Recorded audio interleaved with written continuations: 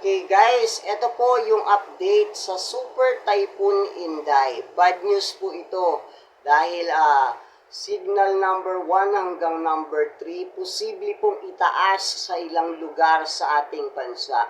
Ayan, pag-iingat at paghahanda po ang kailangan po natin gawin. Make sure na tapusin niyo po itong videos na ito para po malaman ninyo ang mga lugar ninyo, kung saan lugar po ang kailangan pong maghanda or paghandaan po yung bagyo na ito. Ayan, bago ang lahat guys, huwag niyo pong kalimutang mag-like at mag-subscribe. Taglay po ang hangin na 185 kilometers per hour. Super Typhoon category, may pagbugso naman na 230 kilometers per hour. Pa-westward po ang kilos sa bilis na 25 kilometers per hour. Aalamin ho natin ang mga lugar na maaapektuhan po ng trap o extension po ng hangin ng Super Typhoon Inday. Pati na rin ang mga lugar na posibleng And guys, kung narinig nyo sa ating background, ang lakas na po ng ulan dito sa location ko. Ayan, wala pa po yung super typhoon na yan, pero may epekto na po dahil po kasi yan guys sa habagat. taas po sa wind signal number 2 at wind signal number 3. Bago ho tayo magpatuloy, hihingi lamang ako ng pakiusap na ilang pag-asa ng heavy rainfall warning. Bukod po dito sa Super Typhoon Inday, lumakas na rin ang epekto ng habagat o southwest monsoon sa kanlurang bahagi ho ng ating bansa. Ngayong araw po ng Miyerkules at bukas po ng hapon ng Huwebes at sa Biyernes, asahan po natin ang moderate to heavy rains na meron pong 50 to 100 millimeters na dami po ng pag-uulan dyan po sa may Sarangani. Meron naman tayong inaasahan po na moderate to heavy rains na 50 to 100 millimeters sa dami po ng pag-uulan sa may Antique, Negros Occidental at Sultan Kudarat. Pagdating naman po ng Huwebes ng hapon hanggang sa Friday ho ng hapon, magiging maulan talaga itong week na ito. Kaya kinakailangan po maging alerto at maging handa ho tayo. Meron naman pong heavy to intense rain na 100 to 200 millimeters sa dami ng pag-uulan sa Occidental Mindoro. Moderate to heavy rains na meron 50 to 100 millimeters sa dami ng pag-ulan dyan po sa may Batanes, Zambales, sa may Bataan, Palawan, Guimaras, Iloilo, Negros Occidental, Negros Oriental, Lanao del Norte at Lanao del Sur. Yan po ay dahil dito sa trap or extension po ng hangin ng Super Typhoon Inday. Marami nagtatanong kung ito ba ay magkakaroon po ng direktang paglandfall sa ating Philippine landmass, and then dinoble check po natin doon po sa tinatawag na track and intensity forecast po ng Super Typhoon Inday. Hindi po ito maglalandfall sa ating Philippine landmass, pero merong mga lugar na maaapektuhan ng kanyang hangin. Yan po kasing super typhoon na yan ay parikurba ang direksyon, hindi po siya tatawid sa ating Philippine landmass. Pero dahil nga po sa lawak ng radius nito na umaabot po sa 800 kilometers, ay masasakop at madadampian o madidikitan ng buntot ng bagyo o extension ng hangin niya ang ilang bahagi ho ng silangan ng Visayas, silangan po ng Luzon, ilang bahagi po ng Central Luzon at malaking bahagi ho ng Metro Manila. Alamin muna natin ngayon yung mga lugar po na maapektuhan ng trap o extension po ng hangin ng Super Typhoon Inday. Pati na rin po yung mga lugar na risk po na itaas sa signal number 3 hanggang signal number 2. Tandaan nyo, hanggang signal number 3 lamang yung pinakamataas na kategorya nito dahil wala po itong direktang paglandfall sa atin pong Philippine landmass o sa ating kalupaan. Kaya wag ho tayo masyadong mag-alala. Kung nakita nyo yung mga ilang update na ito ay kasing lakas po ng Super Typhoon Yolanda, yung Super Typhoon Yolanda kasi naglandfall sa ating Philippine landmass. Ito kasi nasa Philippine Sea, so hindi po ganoon yung impact. Yung category 5 na lakas niya, hindi po natin mararamdaman. Hindi rin kagaya ng naging epekto sa Guam, yung magiging epekto nito sa ating bansang Pilipinas. Ang kaibahan lamang, ito pong Super Typhoon Inday ay pinapalakas ng pinapalakas ang epekto po ng habagat o southwest monsoon sa kanlurang bahagi ho ng ating bansa. So dito muna natin simulan. Didikit ng kaunti ang trap o extension po ng hangin ng Super Typhoon Inday dito po sa Eastern Visayas. Kasama sa dapat po maging alerto at maging handa ang Eastern Samar, Northern Samar, ang Leyte, Samar, Biliran, at Southern Leyte. Eastern Visayas, pataas ang risk na itaas po ngayong araw po ang wind signal number 1 Guys, pakinggan niyo po hanggang yung mga signal lugar, ha? number 2. Kung mas magbabago ang track o mas bababa pa ang track ng extension po ng hangin ng Super Typhoon Inday, pwedeng itaas pa yan hanggang sa signal number 3. So proceed tayo dahil nga po medyo pataas ang direction po itong Super Typhoon Inday. Sa silangan po ng Luzon ay asahan natin na posible itaas sa signal number 2 hanggang sa signal number 3 yung mga area ho dyan. Kasama ho ang probinsya ng Batanes, ang Cagayan, Isabela, ang Apayao, Kalinga, Ilocos Norte, Ilocos Sur, kasama po ang Benguet. Tandaan nyo mabuti na yung mga lugar na yan ay apektado ng trap o extension po ng hangin ng Super Typhoon Inday pero hindi maglalandfall sa mga lugar po na aking binanggit. Tandaan nyo yung mga low-lying areas sa Eastern Visayas prone yan sa mga matutubig na lugar. Sa Northern Luzon naman, yung mga low-lying areas mag-ingat sa banta ng mga pagbabaha at landslide po sa mga landslide prone area. Ngayon naman, dahil nga po eto nga pong Super Typhoon Inday ay nasa 800 kilometers po ang radius, malawak at mas maraming mga lugar po ang maapektuhan nito. Kasama rin po mga kaibigan ang malaking bahagi ho ng Metro Manila. So eto po, meron kasing mga lugar ho sa Metro Manila na talagang prone po sa mga pagbabaha o mabilis bahain, lalo na kapag meron pong tuloy-tuloy na mga pag-uulan. So isa-isahin ho natin yung mga lugar po na malapit po o dito sa area po ng Metro Manila. Kasama po dyan sa dapat maging handa at posibleng itaas sa wind signal number 2 hanggang signal number 3.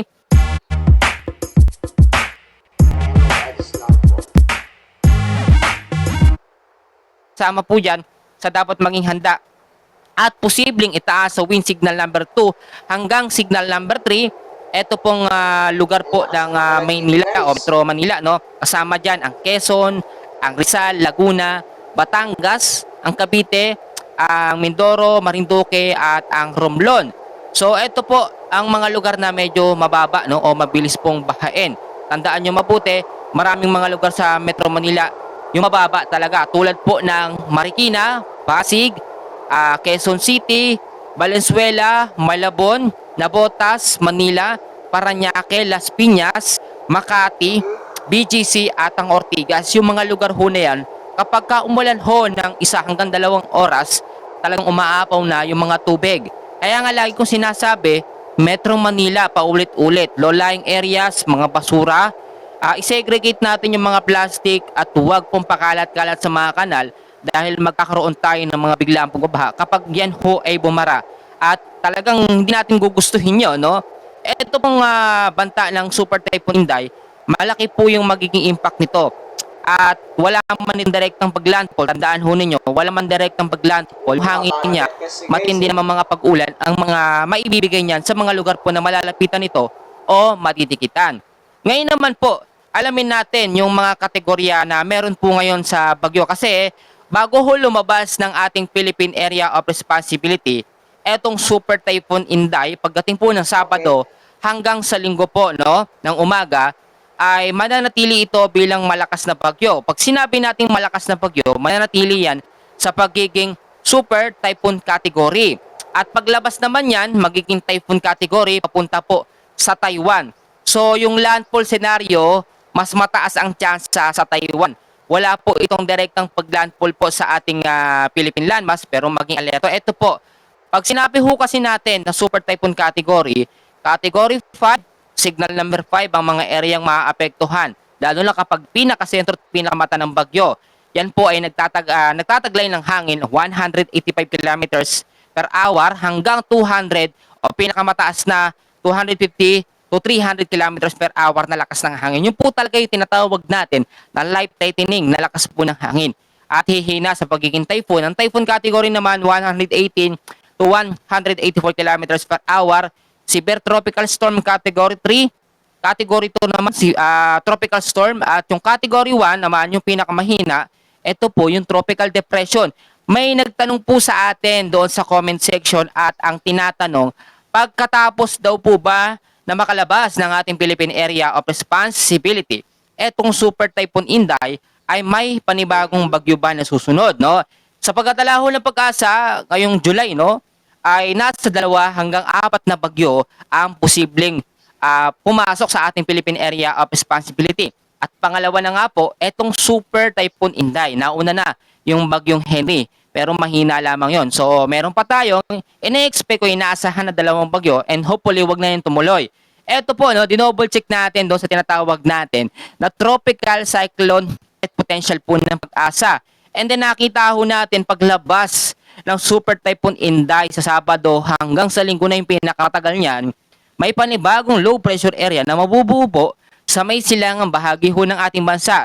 And sa forecast track ng pag-asa sa tropical cyclone threat potential, yun ho ay nasa low chance ang category para ma-develop bilang tropical depression. Meaning to say, o ibig sabihin ho nito, wala tayong aasahan na mas malakas na bagyo pagtapos po ng week na ito. By next week po, no, third week hanggang sa last week po ng July, wala tayong inaasahang malakas o panibagong banta po ng bagyo. Pero lagi ko sinasabi, nagbabago ang sirkulasyon ng hangin. Tulad po nito, kapag may na-develop na panibagong low pressure area at sobrang aktibo pa rin ang habagat o southwest monsoon sa kanlurang bahagi ng ating bansa, magbibigay o magkakaroon yan ang tinatawag natin na rapid intensification. So tanong na lang mga kababayan natin, ang habagat ba kailan naman hihina? Ito po ang senaryo natin. Kapag nakalabas na ng ating Philippine Area of Responsibility ang Super Typhoon Inday, makikita nyo naman sa ating monitoring screen, mabilis siyang umiikot, nagsisirculate yan. At ang pagkilos niya ay bumibili sa 25 kilometers per hour. Ang habagat naman o southwest monsoon, kapag walang ibang weather system tulad ng low pressure area o bagyo, unti-unti itong hihina. Kapag humina ito ng todo, nangyayari na yung monsoon break. Pag monsoon break naman, nagkakaroon tayo ng malinsang hangin na nanggagaling sa karagatan Pasipiko, which is yan po ang easterlies. Pag easterlies naman, ang ating weather system o pangunahing weather system, napakatataas naman ng tsansa ng mga pag-ulan sa hapon at sa gabi dahil po sa mga localized thunderstorms. At ipapaalala ko ho sa inyo mga kababayan, bukod ho May ads na po. Guys, pakilay po ng ating videos. Maraming salamat. Lala ko ho sa inyong mga kababayan, bukod ho dyan sa southwest monsoon o hanging habagat kasama na ang Super Typhoon Inday, meron din tayong banta ng mga localized thunderstorms lalo na po sa hapon po at sa gabi. And ang mga local thunderstorms, anytime yan. Basta merong banta ng maalinsangang panahon, nagpapaulan po yan tuwing hapon. So, sa panibagong update na inilabas ng pag-asa, idagdag lamang natin ito mga kababayan. Then proceed tayo sa mga paalala. Sa area po ng Zamboanga Peninsula, tandaan ho ninyo sa BARMM, Lanao del Norte, Sultan Kudarat, sa may Sarangani, at South Cotabato, apektado ng southwest monsoon o mas pinalakas ho na habagat. Tandaan nyo ho yan. Sa nalalabing bahagi naman o the rest po ng Mindanao, actually ang Mindanao, hindi po yan aabutin ng malakas na epekto po ng Super Typhoon Inday. Pero ang parte naman po ng Mindanao ay maapektuhan ng sirkulasyon po ng habagat o southwest monsoon.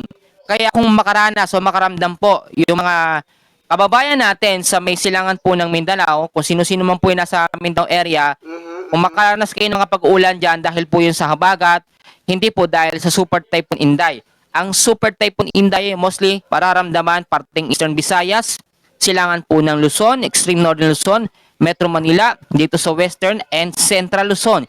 Yan po yung mga area na makakaranas po ng epekto nito nga pong Super Typhoon Inday. Sa Metro Manila, nalalabing bahagi ho na Luzon, Visayas at Mindanao, bagamat meron tayong super typhoon, hindi pa rin ligtas sa banta ng mga localized thunderstorms yung mga area ho na aking sinabi. So ngayon, bibigyan ko ho kayo ng mga importanteng paalala tulad nito. Okay guys, doon po sa mga nabanggit na lugar, mag-ingat, maghanda. Hindi po biro itong bagyo na ito. Yung signal number 3 po ay napakalakas po niyan. At tawag po natin baliwalain ito pong habagat. Sapagkat yung habagat po, kung natatandaan nyo po, itong bagyong Ondoy, hindi din po kasi biro yung habagat dahil yan po ay bumubuhos po ng maraming ulan sa mga nahahagip or naaapektuhan nitong habagat na ito.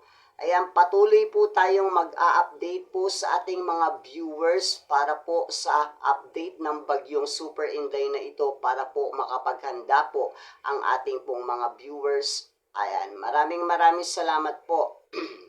Mag-like at mag-subscribes and shares na po kayo. Maraming salamat.